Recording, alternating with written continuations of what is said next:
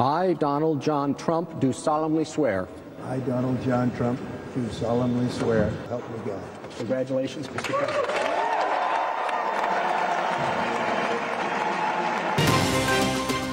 যুক্তরাষ্ট্রের ৪৭তম প্রেসিডেন্ট হিসেবে শপথ নিলেন ডোনাল্ড ট্রাম্প। আমেরিকার সোনালী অধ্যায় শুরু, সম্পদের সীমানা বাড়ানোর ঘোষণা। The golden age of America begins right now. July ঘোষণা নিয়ে ফেব্রুয়ারি শুরুতে ঐক্যমতে পৌঁছাবে রাজনৈতিক দলগুলো, আশা প্রধান উপদেষ্টার সংস্কার এগিয়ে নেওয়ার প্রত্যয়। যাত্রাবাড়িতে এখনো চাঁদাবাজি ত্রাস চালাচ্ছে আওয়ামী নেতা ইমন, একাধিক মামলার আসামি হয়েও ঘুরে বেড়াচ্ছে প্রকাশ্যে নীরব পুলিশ। সাভারে হত্যা মামলার আসামি জামিন পেয়ে সাক্ষীসহ ৫ জনকে কুপিয়ে জখম, অভিযুক্তদের এখনও ধরতে পারেনি পুলিশ। মানিকগঞ্জ পৌরসভা যেন ময়লার ভাগাড়, অতিষ্ঠ জনজীবন, মেডিকেল বোর্ডের সয়লাভ কৃষি জমি, চরম ক্ষতিগ্রস্ত কৃষক। এবং যশোরে অনলাইন অ্যাপে খাবার বিক্রিতে আকাশ ছোঁয়া সফলতা, বছরে আয় ১.৫ কোটি টাকা, ৮ শতাধিক নারীর কর্মসংস্থান। দর্শক দেখছিলেন সংবাদ শিরোনামগুলো। সংবাদ সকালে আপনাদের সাথে আছি মারজানা শক্তি। জানাবো বিস্তারিত। নাটকীয় ইতিহাস গড়ে যুক্তরাষ্ট্রের ৪৭তম প্রেসিডেন্ট হিসেবে শপথ নিলেন ডোনাল্ড ট্রাম্প। তিনি এই শপথে ব্যবহার করেন ১৮৬১ সালে আব্রাহাম লিঙ্কনের শপথে ব্যবহৃত বাইবেল। স্থানীয় সময় সোমবার ক্যাপিটাল হিলে ট্রাম্পের অভিষেক অনুষ্ঠানে হাজির হন বিশ্ব নেতা, সাবেক মার্কিন প্রেসিডেন্ট সহ বিশ্বের বিভিন্ন দেশের বড় টেক সিওরা। শপথের পর বক্তব্যে নিরাপদ আমেরিকা গড়ার অঙ্গীকার করেন ট্রাম্প। শপথ অনুষ্ঠান ঘিরে রাজধানী ওয়াশিংটন জুড়ে নেওয়া হয়েছে ছদ্র নিরাপত্তা। আরও জানাচ্ছেন রায়হান কবির শুভ্র। ইতিহাস ভেঙে ৪৭তম প্রেসিডেন্ট হিসেবে শপথ গ্রহণের মধ্য দিয়ে দ্বিতীয়বারের মতো মার্কিন মসনদে ফিরলেন ডোনাল্ড ট্রাম্প। স্থানীয় সময় সোমবার দুপুর ১২টায় আনুষ্ঠানিকভাবে শপথ নেন তিনি। দ্বিতীয়বারের মতো ট্রাম্পকে শপথ বাক্য পাঠ করিয়েছেন যুক্তরাষ্ট্রের সুপ্রিম কোর্টের প্রধান বিচারপতি জন রবার্টস। রিপাবলিকান পার্টির প্রথম প্রেসিডেন্ট আব্রাহাম লিঙ্কনের বাইবেল হাতে শপথ নেন ট্রাম্প। আমি দৃঢ়ভাবে শপথ করছি বিশ্বস্ততার সঙ্গে মার্কিন যুক্তরাষ্ট্রের প্রেসিডেন্ট কার্যালয়ের দায়িত্ব সম্পাদন করব এবং আমার সর্বোচ্চ ক্ষমতা দিয়ে মার্কিন যুক্তরাষ্ট্রের সংবিধান রক্ষা, সংরক্ষণ ও সুরক্ষা নিশ্চিত করব। শপথ শেষে ভাষণে ট্রাম্প বলেন, এক সোনালী অধ্যায়ে প্রবেশ করল যুক্তরাষ্ট্র। আমেরিকা ফার্স্ট নীতিতে দেশ চলবে বলেও জানান তিনি। সেই সঙ্গে নিরাপদ আমেরিকা গড়ার অঙ্গীকার করেন ট্রাম্প। গেল কয়েক বছর ক্যাপিটল হিলের পশ্চিম লনে শপথ গ্রহণ অনুষ্ঠান হলেও এবার সেটি হয়েছে ক্যাপিটল রোটুন্ডায়। বিরূপ আবহাওয়ার কারণে ইনডোরে সরিয়ে নেওয়া হয়েছিল অভিষেক অনুষ্ঠান। এদিকে ট্রাম্প অনুষ্ঠানস্থলে আসার আগে সেখানে উপস্থিত হন দেশটির সাবেক প্রেসিডেন্ট বিল ক্লিন্টন, সাবেক ফার্স্ট লেডি ও সাবেক পররাষ্ট্রমন্ত্রী হিলারি ক্লিন্টন, সাবেক প্রেসিডেন্ট জর্জ ডব্লিউ বুশ, সাবেক মার্কিন প্রেসিডেন্ট বারাক ওবামা এবং উপস্থিত ছিলেন ট্রাম্পের স্ত্রী মেলানিয়া ট্রাম্প, এছাড়াও পরিবারের অনেকেই।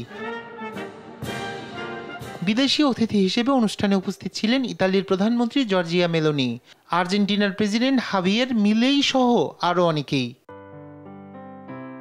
প্রযুক্তি খাতের উদ্যোক্তাদের মধ্যে স্পেসএক্স ও টেসলার সিইও ইলন মাস্ক, গুগলের সিইও সুন্দর পিচাই, মেটার সিইও মার্ক জুকারবার্গ, অ্যামাজনের প্রতিষ্ঠাতা জেফ বেজোস শপথ অনুষ্ঠানে উপস্থিত ছিলেন। এদিন ভাইস প্রেসিডেন্ট হিসেবে শপথ নেন জেডি ভ্যান্সও। ক্ষমতা হস্তান্তরের মাধ্যমে প্রশাসনিক নিয়ন্ত্রণ ডোনাল্ড ট্রাম্পের কাছে হস্তান্তর করলেন জো বাইডেন। এরপর আনুষ্ঠানিকভাবে হোয়াইট হাউস ত্যাগ করেন জো বাইডেন।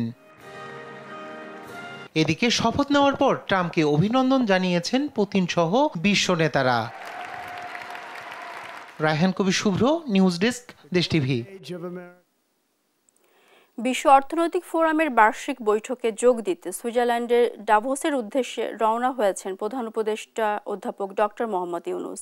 মঙ্গলবার রাত ১টার দিকে ডক্টর ইউনূস ও তার সফর সঙ্গীদের নিয়ে এমিরেটস এয়ারলাইন্সের একটি ফ্লাইট হজরত শাহজালাল আন্তর্জাতিক বিমানবন্দর ত্যাগ করেছে। প্রধান উপদেষ্টার প্রেস সচিব শফিউল আলম গণমাধ্যমকে বিষয়টি নিশ্চিত করেছেন। ৪ দিনের এই সফরে প্রধান উপদেষ্টা জার্মান চ্যান্সেলর ওলাফ ক্লোজড, ফিনল্যান্ডের প্রেসিডেন্ট আলেকজান্ডার স্ট্যাব, বেলজিয়ামের রাজা ফিলিপস এবং থাই প্রধানমন্ত্রী পাইংটন সিনাওয়াত্রার সঙ্গে দ্বিপাক্ষিক আলোচনা করবেন বলে আশা করা হয়েছে। পাশাপাশি মূল বৈঠকে বাংলাদেশ নিয়ে একটি পৃথক সংলাপ অনুষ্ঠিত হবে, যেখানে বৈশ্বিক ব্যবসায়ী নেতা এবং বিভিন্ন আন্তর্জাতিক সংস্থার প্রধান নির্বাহীরা যোগ দেবেন। 4 দিনের এই সরকারি সফর শেষে আগামী 25 জানুয়ারি প্রধান উপদেষ্টার দেশে ফেরার কথা রয়েছে।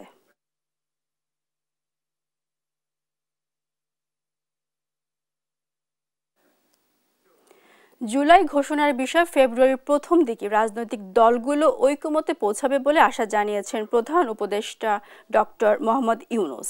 সোমবার রাষ্ট্রীয় অতিথি ভবন যমুনায় মার্কিন দূতাবাসের নতুন chargé d'affaires Tracey Ann Jacobson সাক্ষাৎ করতে এলে তিনি এই আশাবাদ জানান। ডক্টর ইউনূস বলেন, বাংলাদেশের চলমান সংস্কার উদ্যোগ জুলাইয়ের ঘোষণার রাজনৈতিক ঐকমত্য গড়ে তোলার জন্য সরকারের প্রচেষ্টা অব্যাহত রয়েছে। ঘণ্টাব্যাপী বৈঠকে প্রতিবেশীদের সঙ্গে ঢাকার সম্পর্ক, রোহিঙ্গা সংকট সমাধানে অগ্রগতি এবং মিয়ানমার পরিস্থিতি নিয়েও আলোচনা করেন প্রধান উপদেষ্টা এবং মার্কিন charge the affairs. Doctor Yunus বলেন, বাংলাদেশ সব প্রতিবেশীর সঙ্গে সম্পর্কে গুরুত্ব দেয়।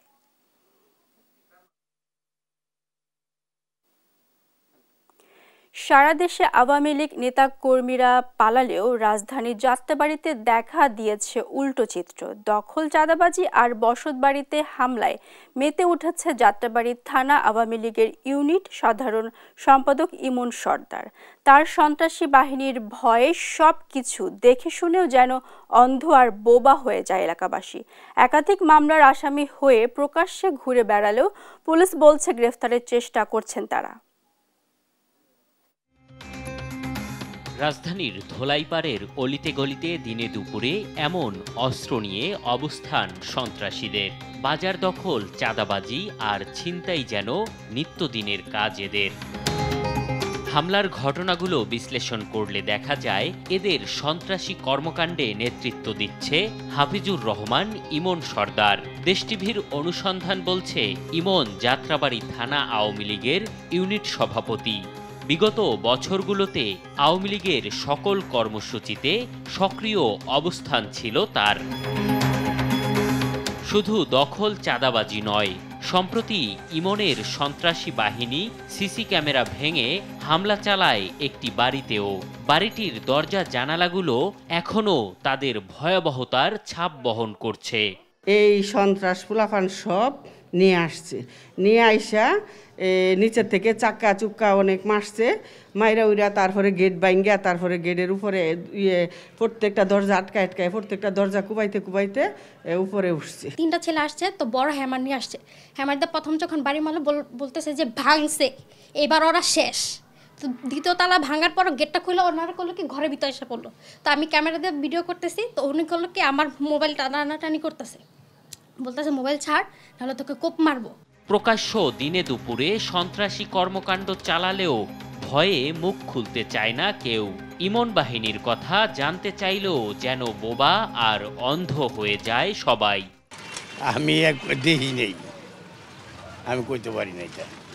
না, ওই সময় আমি দেশের বাড়িতে ছিলাম, এখানে ছিলাম না। ওইটা আমি বলতে পারবো না ভাইয়া। ওইটার সম্বন্ধে আমাদের আমি কিছু বলতে পারবো না, আমি জানিও না স্যার। ওইটার আমার কোনো অভিজ্ঞতা নেই, আমি গ্রামে ছিলাম। এবার আওয়ামী লীগ নেতা ইমনের মুখোমুখি হতে চাই আমরা। দেশ টিভির উপস্থিতি টের পেয়ে কেচিগেট বন্ধ করে বাসার ভেতরে অবস্থান নেয় সে। এমন সন্ত্রাসী কর্মকাণ্ড দমনে কি করেছে যাত্রাবাড়ি থানা পুলিশ জানতে অফিসার ইনচার্জের কাছে দেশ টিভি টিম। ইমন প্রকাশ্য ঘুরে বেড়ালেও তার দাবি গ্রেপ্তারে চেষ্টা করছেন তারা। সেটা আমাদের অবগত আমি আছি, আমরা কয়েকবার অভিযানও চালাইছি যে ওই ব্যাপারে ওই যে ইমনের বাড়িতে এরকম বেশ কিছু লোককে নিয়ে একজন ভদ্রলোকের বাড়িতে আক্রমণ করেছিলেন। পরে আমরা তাৎক্ষণিক নিয়ে অভিযোগ করলে আমরা এটা মামলা নিয়েছি। আওয়ামী সরকারের পতনের পর সারা দেশে আওয়ামী লীগ নেতারা পালালেও অদৃশ্য শক্তির বলে ইমন যেন আরো ভয়াবহ হয়ে উঠেছে যাত্রাবাড়ি ধোলাইপাড় এলাকায়। এম এ আজিম, দেশ টিভি, ঢাকা। সাভারে হত্যা মামলায় জেল থেকে জামিনে ছাড়া পেয়ে মামলার সাক্ষীসহ 5 জনকে কুপিয়ে জখম করেছে আসামি। রোববার বিকেলে হেমায়তপুর এলাকায় এই ঘটনা ঘটে। ঘটনার পর থেকে পলাতক রয়েছেন আসামি ফয়সাল ও তার সহযোগীরা। তাকে গ্রেফতারে কাজ করছে পুলিশ। সহকর্মী দেওয়ান ইমনের পাঠানো তথ্যচিত্রে বিস্তারিত অঙ্কন চৌধুরীর রিপোর্টে। সাভারের হেমায়তপুর এলাকায় ত্রাসের রাজত্ব চালায় রকিবুল ইসলাম ফয়সাল ও তার সহযোগীরা। রোববার এই এলাকায় মামলার সাক্ষী সহ কয়েকজনকে কুপিয়ে ফের আলোচনায় আসে এই চক্রটি। 2023 সালে ফেব্রুয়ারি মাসে হেমায়তপুর বাসস্ট্যান্ড এলাকায় শাহাবুদ্দিন নামে এক ব্যবসায়ীকে কুপিয়ে হত্যা করে ফয়সাল চক্র। পরে হত্যা মামলায় কারাগারে যান তিনি। সম্প্রতি জামিনে ছাড়া পান ফয়সাল। এলাকার প্রভাবশালীরা তাকে ফুল দিয়ে বরণ করে নেন। এতে আরও বেপরোয়া হয়ে ওঠে ফয়সাল। হত্যা মামলায় সাক্ষ্য দেয় সাক্ষীদের উপরে চড়াও হন তিনি। এক পর্যায়ে প্রকাশ্যে কুপিয়ে জখম করা হয় তাদের। এই ঘটনায় এলাকায় নতুন করে আতঙ্কের সৃষ্টি হয়।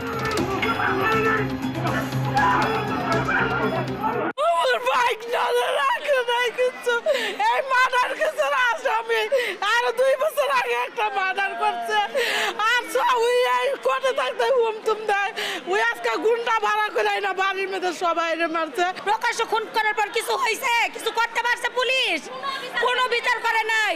জামিন দিয়ে দিয়েছে বাংলাদেশ সরকার। কিসের জামিন দিল? এই যে 2 বছর পরে আবার প্রকাশ্য 9টা রান্দাও নিয়ে 5 জন মানুষকে কুবাইলো। কি বিচার করলো?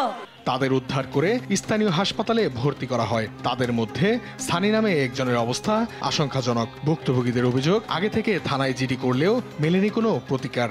4 জনে মিলে একজনকে কোপ দিছে আমার বড় জ্যাঠার হাতে, মোহাম্মদ ফারুক হোসেনের হাতে। তার মাথার কোপ তিনি হাত দিয়ে ফিরেছে, তার আঙ্গুল পড়ে গেছে। 5 জনকে কুপিয়ে জখম করার ঘটনায় সাভার মডেল থানায় মামলা হলেও এখন পর্যন্ত কেউই গ্রেফতার হয়নি। 4টে টিম ওখানে গিয়েছে। যাওয়ার পরে দেখা যায় যে একটা পক্ষ প্রচণ্ডভাবে তাদেরকে প্রহার করা হয়েছে এবং গুরুতর জখম করা হয়েছে। আমরা আসামি ধরার জন্য চেষ্টা করছি। দ্রুত হত্যা মামলার আসামি ফয়সাল ও তার সহযোগীদের গ্রেফতারের দাবি ভুক্তভোগীদের পরিবার ও এলাকাবাসীর। News desk, Desh TV. শুধু দল নয়, জনগণের সমর্থন নিয়ে দেশকেও পুনর্গঠন করতে চায় বিএনপি, জানালেন দলটির ভারপ্রাপ্ত চেয়ারম্যান তারেক রহমান। দুঃশাসনের কারণে প্রতিটি সেক্টর লন্ডভন্ড হয়ে গেছে উল্লেখ করে তিনি বলেন, এই নিষ্পেষণের শিকার হয়েছে রাজনৈতিক দলসহ দেশের জনগণ। আর দলের মহাসচিব মির্জা ফখরুল ইসলাম আলমগীরের মতে, স্লোগানের প্রতিযোগিতার দৈন্যতা থেকে বের হয়ে মেধা ও বুদ্ধির প্রতিযোগিতায় নামতে হবে বিএনপি নেতাকর্মীদের। সাইফুর রিপনের প্রতিবেদন। সোমবার বিকেলে রাজধানীর গুলশানে দলের চেয়ারপারসনের রাজনৈতিক কার্যালয়ে প্রাথমিক সদস্যপদ নবায়ন কর্মসূচি শুরু করে বিএনপি।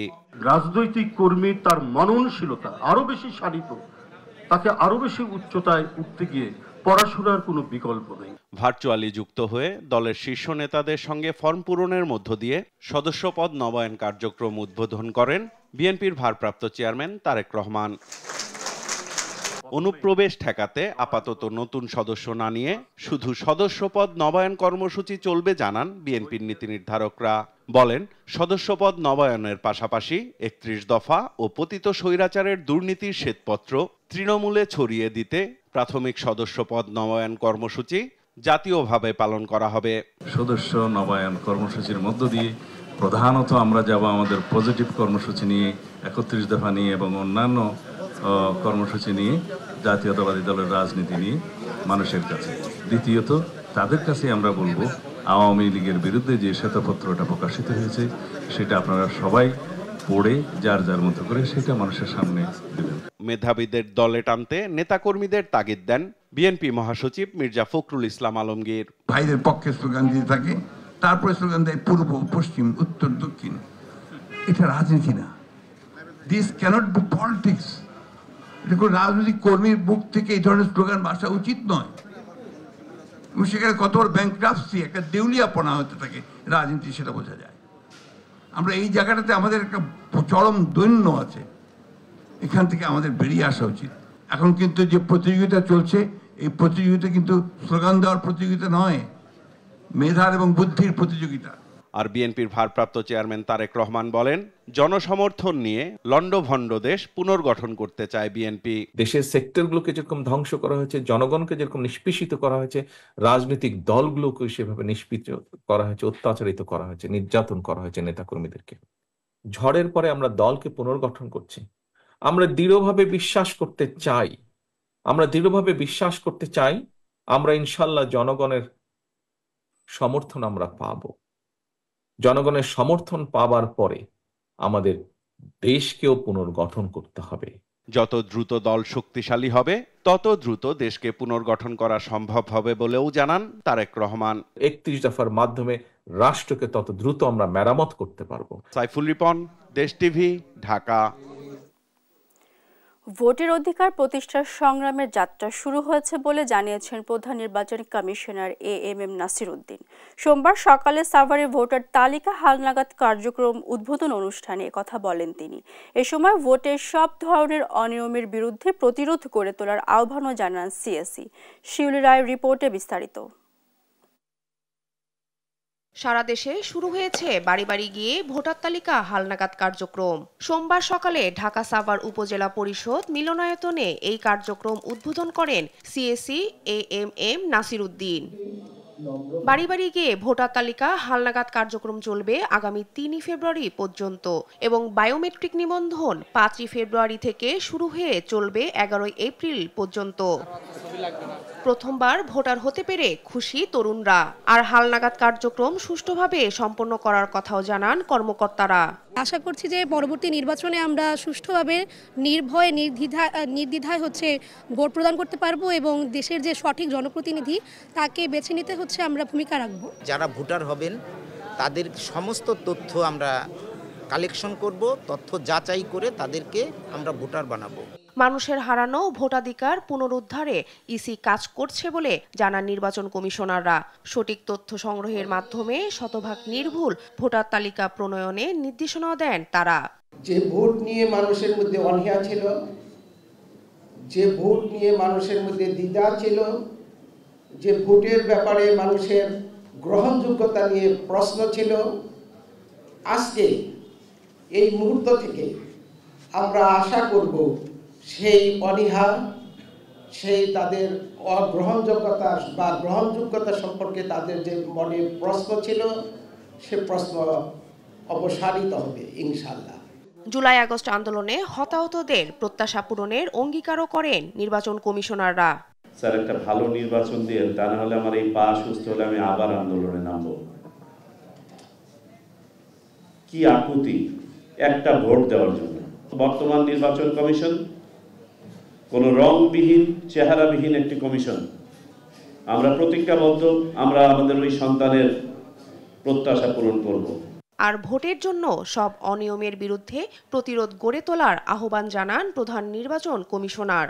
আপনার অধিকার যাতে কেউ এনক্রোচ করতে না পারে, ভোটের দিন যাতে কেউ আপনার অধিকার হরণ করতে না পারে, কেউ যাতে ভোট কেন্দ্র দখল করতে না পারে, ভোটের বাক্স কেড়ে নিতে না পারে, আপনাকে অযাচিতভাবে ইনফ্লুয়েন্স করতে না পারে ভোটারদেরকে, সেইটা জনপ্রতিরোধ গড়ে তুলতে হবে আমাদের। 2008 সালের 1 জানুয়ারি বা তার আগে যাদের জন্ম অথবা বিগত ভোটার তালিকা থেকে যারা বাদ পড়েছেন তাদের নিবন্ধন করা হবে চলতি কার্যক্রমে। তাদের এই আক্ষেপ আমরা বুঝাতে চাই। শিউলি রায়, দেশ টিভি, ঢাকা। ওমরা ও ভিজিট ভিসায় ভ্রমণকারীদের জন্য মেনিনজাইটিস টিকা বাধ্যতামূলক করেছে সৌদি আরব সরকার। দেশটিতে প্রবেশের অন্তত 10 দিন আগে এই টিকা নিতে হবে বলে দেশ টিভিকে জানিয়েছেন বেসামরিক বিমান চলাচল কর্তৃপক্ষ।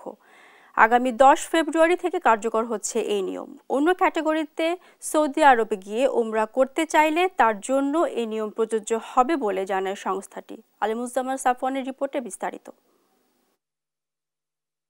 পবিত্র হজ ও ওমরা পালনে সারা বিশ্ব থেকে প্রতি বছর সৌদি আরব যান প্রায় কয়েক কোটি মানুষ। এর মধ্যে কয়েক লাখ বাংলাদেশি ধর্মপ্রাণ মুসল্লিও রয়েছেন। সারা বছর ওমরা পালনে গেলেও রমজান মাসকেই বেছে নেন বেশিরভাগ মানুষ। তবে এবছর ওমরা পালনে নতুন নির্দেশনা দিয়েছে সৌদি কর্তৃপক্ষ। বাধ্যতামূলক করা হয়েছে মেনিনজাইটিসের টিকা। সৌদি আরব সিভিল এভিয়েশন ও স্বাস্থ্য মন্ত্রণালয় সম্প্রতি এ সংক্রান্ত নির্দেশনা জারি করে। তবে এই সিদ্ধান্ত কার্যকর নিয়ে ছিল নানা সংশয়। আগামী 10 ফেব্রুয়ারি থেকে সৌদি গমনে এই টিকা লাগবে বলে জানান বেবিচকের ফ্লাইট স্ট্যান্ডার্ড ও regulation member group captain Mukitul Alam Miah. Saudi Arab কিছু টিকা আবশ্যিক করেছে তাদের যারা সৌদি আরবে ভ্রমণ করবে তাদের বিষয়ে। এটা নিয়ে বেশ কিছু কনফিউশন ছিল। 10 দিন যাত্রার 10 দিন আগে নিতে হবে এবং এটা 10ই ফেব্রুয়ারি থেকে কার্যকর। সো একটা কনফিউশন আছে যে 1 তারিখ থেকে কার্যকর না 10 তারিখ থেকে কার্যকর। মোটামুটি আমরা আমাদের তথ্য নিতে পেরেছি যে 10ই ফেব্রুয়ারি থেকে সৌদি আরবে কার্যকর হবে। পাশাপাশি ওমরা ভিসায় সৌদি না গেলেও কোনো ব্যক্তি ওমরা করতে চাইলে তার জন্য এই টিকা বাধ্যতামূলক হবে বলেও জানান তিনি। সৌদি মিনিস্ট্রি অফ হেলথ এবং সৌদি সিভিল এভিয়েশনের যে সার্কুলারগুলো আছে সেগুলো পর্যালোচনা করলে দেখা যায় যারা ওমরা ভিসায় যাবে অথবা যে কোনো ভিসায় ওমরার উদ্দেশ্যে যাবে অথবা ভিজিট ভিসায় সৌদি আরব যাবে বাংলাদেশিদের জন্য মেনিনজাইটিসের টিকাটা ম্যান্ডেটরি। তবে 1 বছরের নিচে শিশু ও 3 বছরের মধ্যে এই ভ্যাকসিন নেওয়া ব্যক্তিদের জন্য এই টিকা নেওয়ার প্রয়োজন নেই বলেও জানান তিনি। ওই টিকা দিতে হবে এরকম কিছু এখানে নাই। মানে ওই আলিমুজ্জামান সাফওয়ান, দেশ টিভি, ঢাকা। যশোর সরকারি মাইকেল মধুসূদন কলেজ ক্যাম্পাসে বহিরাগতদের ধূমপান নিষেধ করায় সাধারণ শিক্ষার্থীদের মারধর করা হয়েছে। এই ঘটনার জেরে সোমবার রাতে কলেজের আসাদ হল সংলগ্ন এলাকার রণক্ষেত্রে পরিণত হয়। এ সময় শিক্ষার্থী ও বহিরাগতদের মধ্যে ধাওয়া পাল্টা ধাওয়া, ইট পাটকেল নিক্ষেপের ঘটনা ছাড়াও আহত হয়েছেন কয়েকজন সাধারণ শিক্ষার্থী। পরে আইন শৃঙ্খলা বাহিনীর তৎপরতায় পরিস্থিতি নিয়ন্ত্রণে আসে। ক্যাম্পাসে বহিরাগতদের প্রবেশ নিষিদ্ধের দাবিতে মিছিল করে শিক্ষার্থীরা।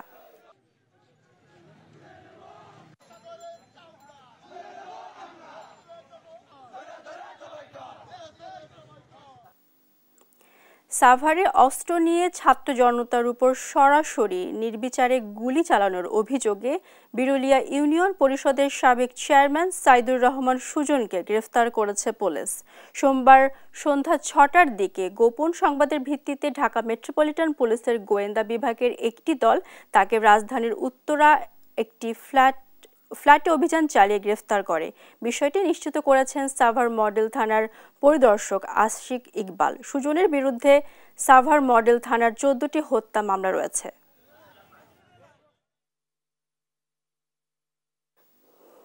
মানিকগঞ্জ পৌরসভার ময়লার ভাগাড়ে অতিষ্ঠ হয়ে উঠেছে জীবন। হাসপাতাল ও ক্লিনিক সহ বাসাবাড়ির বর্জ্য নির্দিষ্ট স্থানের পরিবর্তে ফেলা হচ্ছে কৃষি জমিতে। এতে চাষাবাদের অনুপযোগী হয়ে পড়েছে ডাম্পিং গ্রাউন্ডের আশেপাশের প্রায় 100 বিঘা আবাদি জমি। এই অবস্থায় দ্রুতই ডাম্পিং গ্রাউন্ড সংস্কারের দাবি স্থানীয়দের।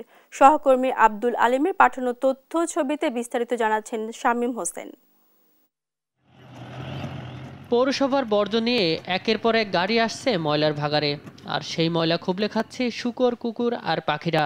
মানিকগঞ্জ শহর থেকে প্রায় 4 কিলোমিটার দূরে 2012 সালে ঢাকা আরিচা মহাসড়কের পাশে নির্মাণ করা হয় পৌরসভার এই ডাম্পিং গ্রাউন্ড।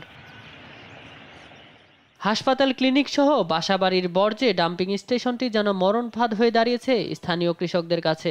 জমিতে কাজ করতে গিয়ে সূচকাচ বিধে মারাত্মক জখম সহ নানা রোগে আক্রান্ত হচ্ছেন অনেকেই। এছাড়াও আবর্জনার প্রকট দুর্গন্ধে অতিষ্ঠ সবাই। দীর্ঘদিন ধরে জমি থেকে বর্জ্য অপসারণ করে ডাম্পিং গ্রাউন্ডটি সুরক্ষিত করার দাবি জানালেও কর্ণপাত করছে না পৌর কর্তৃপক্ষ। পৌরসভার যত ময়লা আবর্জনা এই জায়গায় ফালায়, এই জায়গার ময়লা আবর্জনায় সমস্ত বর্ষার বাড়িতে মনে করেন ছড়িয়ে যায়। কাজ ফালায়, সুই ফালায়, পায়ে বিন্দে, ক্ষেতের কাজ করতে পারি না। আমার ক্ষেত খোলা সব করতে পারি না। কামলা আসে না, কামলার জন্য কামলার সুই বিন্দে, এই আবর্জনা ফালায়, হাসপাতালের নিয়ে ময়লা টয়লা ফালালে আমাকে চোখে ক্ষতি হইতেছে। বাসাবাড়ি কিংবা ক্লিনিক্যাল বর্জ্য সুষ্ঠু ব্যবস্থাপনা না করা হলে মানুষ নানা জটিল রোগে আক্রান্ত হতে পারে বলে জানান এই বিশেষজ্ঞ চিকিৎসক। হাসপাতাল বা ক্লিনিকের বিভিন্ন বজ্র পদার্থ আছে, তার ভিতরে যদি ধারালো বজ্র পদার্থ যদি বিভিন্ন জায়গায় অরক্ষিতভাবে রেখে দেওয়া হয় বা ফেলে দেওয়া হয়, তাহলে সেখান থেকে কিন্তু মরণ ব্যাধিও হতে পারে। যেমন HIV একটা রোগ আছে, সেটাও কিন্তু অস্ত্রের মাধ্যমে যেতে পারে। তারপরে আমাদের বলি syphilis, gonorrhoea, hepatitis B virus, এই ধরনের রোগ সংক্রামক রোগ হতে পারে। তবে স্থানীয় কৃষকদের কথা বিবেচনা করে ডাম্পিং গ্রাউন্ডটি অন্য জায়গায় সরিয়ে নেওয়ার কথা জানালেন স্থানীয় এই জনপ্রতিনিধি। এটা একটা সুরক্ষিত একটা জায়গায় হোক, যাতে সাধারণ কৃষকের এই জমিটা কোনোভাবে নষ্ট না হোক, এটা আমি চাইবো। আর ডাম্পিং গ্রাউন্ডটি সুরক্ষিত করতে 100 কোটি টাকার একটি প্রকল্প পরিকল্পনা মন্ত্রণালয়ে আছে জানিয়ে সিদ্ধান্ত মোতাবেক দ্রুত কার্যকর ব্যবস্থা গ্রহণের কথা জানালেন পৌর এই কর্মকর্তা। আমাদের পরিকল্পনা মন্ত্রণালয়ে ডাম্পিং স্টেশন নির্মাণের জন্য 100 কোটি টাকার একটা প্রপোজাল রয়ে গেছে। একটা সুন্দর আধুনিক বর্জ্য ব্যবস্থাপনা কেন্দ্র নির্মাণ করা হবে। জনদুর্ভোগ নিরসনে দ্রুত ব্যবস্থা দেখতে চান এলাকাবাসী। News desk, Desh TV. Online app আগামীর উদ্যোক্তা তৈরি করেছেন সফটওয়্যার ইঞ্জিনিয়ার শিহাবুদ্দিন, যেখানে অবসর সময় কাজ করে সফল হয়েছেন অসংখ্য নারী। যশোরের এই সংগঠনটির বর্তমান আয় বছরে 1.5 কোটি টাকা। সালাউদ্দিন সাগরের রিপোর্ট, জানাচ্ছেন নুসরাত শোভা। লাল গালিচা, মাথায় মুকুট আর ফুল ছিটিয়ে বরণ করে নেওয়া হচ্ছে বছরের সেরা উদ্যোক্তাদের। শিহাবুদ্দিন পেশা সফটওয়্যার ইঞ্জিনিয়ার। করোনাকালে ঘরে বসেই কিছু করার প্রয়াস থেকে তৈরি করেন আগামীর উদ্যোক্তা অ্যাপ। অ্যাপটির মাধ্যমে হোমমেড ফুড বিক্রির সিদ্ধান্ত নেন তিনি। প্রথমেই 30 জন নারী উদ্যোক্তা নিয়ে শুরু হয় পথ চলা। এখন এ প্ল্যাটফর্মে কাজ করছেন 8 শতাধিক নারী। জিরো থেকে শুরু করা মূলত, সেখান থেকে আমরা এখন সবাই প্রায় মোটামুটি স্বাবলম্বী। প্রথম থেকে আমার প্রথম বছরে 4 লাখ টাকা সেল হয়েছিল। আমি এবছর 12 লক্ষ টাকা প্লাস সেল করছি এবং আমি আমার মানে মোট সেলস আপনার 32 লাখ প্লাস। অবসর সময়কে কাজে লাগিয়ে অর্থ উপার্জন করছেন নারীরা। রান্না করা খাবার, চালের গুঁড়া, গুড়, পাটালি বা কেক, যে যা পারেন তাই বিক্রি করছেন প্ল্যাটফর্মে। এসব জিনিস গ্রাহকের ঠিকানায় পৌঁছে দেওয়ার জন্য কর্মসংস্থান হয়েছে অনেক ছেলেদেরও। 2020 সাল থেকে শুরু করে আমি এখানে আসি রাইডার হিসাবে। 2020 সালের থেকে আমাদের কাস্টমারদের কাছে এই খাবারগুলো পৌঁছে দেওয়ার মতন মানুষের খুবই অভাব ছিল।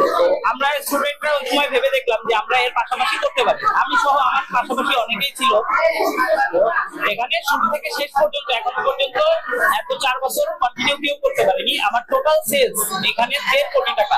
খুব অল্প সময়ে যশোরে ব্যাপক সাড়া ফেলে এই প্ল্যাটফর্মটি। গুটি গুটি পায়ে পথ চলা এই ফাউন্ডেশনটির বর্তমান ইনকাম বছরে প্রায় 1.5 কোটি টাকা। যশোরের এখন পর্যন্ত 2020 সাল থেকে সবথেকে বড় গ্রুপ বলেন, বড় ই কমার্স প্ল্যাটফর্ম বলেন, সেটা আগামী উদ্যোক্তা ছিল, আছে এবং ইনশাআল্লাহ থাকবে। আর এরপরে কথা সেলসের দিক থেকে যদি বলেন, আমাদের এখানে দক্ষিণবঙ্গের ভেতরে বলেন বা খুলনার ভেতরে বলেন, আমার জানা মতে ই কমার্স বিজনেসে এরকম ধরনের সেলস যেটা 1.47 কোটি টাকা এরকম কোনো নারী উদ্যোক্তা প্ল্যাটফর্ম করেছে আমার জানা নেই। সংগঠনটি সামনের দিনে আরো কর্মসংস্থান তৈরি করবে, এমনটাই প্রত্যাশা সবার। News desk, Desh TV. আন্তর্জাতিক প্রসঙ্গ। গেল 6 দশকে মধ্যপ্রাচ্য নীতিতে সবচেয়ে খারাপ রেকর্ড বাইডেন প্রশাসনের। এবার ট্রাম্পের আনুষ্ঠানিক ক্ষমতা গ্রহণের দিন এমন জ্বালাময়ী মন্তব্য করেছেন ইরানের পররাষ্ট্র মন্ত্রণালয়ের মুখপাত্র। এ সময় অঞ্চলটির জন্য ট্রাম্প প্রশাসনের বাস্তবসম্মত নীতি গ্রহণ করার আশাবাদও ব্যক্ত করেন তিনি। অন্যদিকে ইসরায়েলের আক্রমণের একের পর এক আকাশ প্রতিরক্ষা ব্যবস্থা হারিয়ে বিপাক ইরান, এমন দাবি ট্রাম্পের জাতীয় নিরাপত্তা উপদেষ্টার। নাসরিন আক্তার রিপোর্টে বিস্তারিত। এবার বাইডেন প্রশাসনের কড়া সমালোচনা করলেন ইরানের পররাষ্ট্র মন্ত্রণালয়ের মুখপাত্র ইসমাইল বাঘাই। বলেন, গেল 6 দশকে মধ্যপ্রাচ্য নীতিতে বাইডেন প্রশাসনের রেকর্ড সবচেয়ে খারাপ। এর পেছনে গেল 16 মাসে বাইডেন প্রশাসনের ছত্রছায়ায় গাজায় সংঘটিত হওয়া গণহত্যাকে দায়ী করেন তিনি। অন্যদিকে ট্রাম্পের আগমন ঘিরে আশার বাণীও শোনান ইরানের এ নেতা। জানান, মধ্যপ্রাচ্যের জন্য ট্রাম্প প্রশাসনের বাস্তবসম্মত নীতি গ্রহণের বিষয়ে আশাবাদী তিনি। সোমবার সাপ্তাহিক প্রেস ব্রিফিংয়ে আরও জানান, ট্রাম্পের অধীনে নতুন সরকারের দৃষ্টিভঙ্গি ও নীতিগুলো বাস্তবসম্মত হবে বলে আশা তার। এ সময় ইরানের সঙ্গে হওয়া পারমাণবিক চুক্তি পুনরুজ্জীবিত করতে বাইডেন প্রশাসনের ব্যর্থতার কথাও তুলে ধরেন ইসমাইল বাঘাই। 2015 সালে ওবামা প্রশাসনের আমলে ইরানের সাথে পরমাণু চুক্তি হলেও 2018 সালে এ চুক্তি থেকে বের হয়ে আসে ট্রাম্পের প্রথম মেয়াদের প্রশাসন। এ সময় ইরানের ওপর পারমাণবিক ও অর্থনৈতিক নানা নিষেধাজ্ঞাও আরোপ করে ট্রাম্প। তবে নতুন ট্রাম্প প্রশাসন আবার এই চুক্তিতে ফিরবে কিনা তা নিয়েও ধোঁয়াশায় ইরানের পররাষ্ট্র মন্ত্রণালয়। অন্যদিকে ইসরায়েলের আক্রমণে একের পর এক আকাশ প্রতিরক্ষা ব্যবস্থা হারিয়ে বিপাকে ইরান, এমন দাবি ট্রাম্পের জাতীয় নিরাপত্তা উপদেষ্টার। মাইকেল ওয়ার্টস জানান, গেল বছর ইসরায়েলি হামলায় ইরানের আকাশ প্রতিরক্ষা ব্যবস্থা ধ্বংস হওয়ায় পিছিয়ে পড়েছে ইরান। সেই সঙ্গে অন্যতম মিত্র সিরিয়ার আসাদ সরকারের পতনে ইরান বিপাকে বলেও মন্তব্য করেন তিনি, যদিও তা অস্বীকার করে আসছে Iran. Nasrin Akter, news desk, Desh TV. দেখছেন সংবাদ সকাল।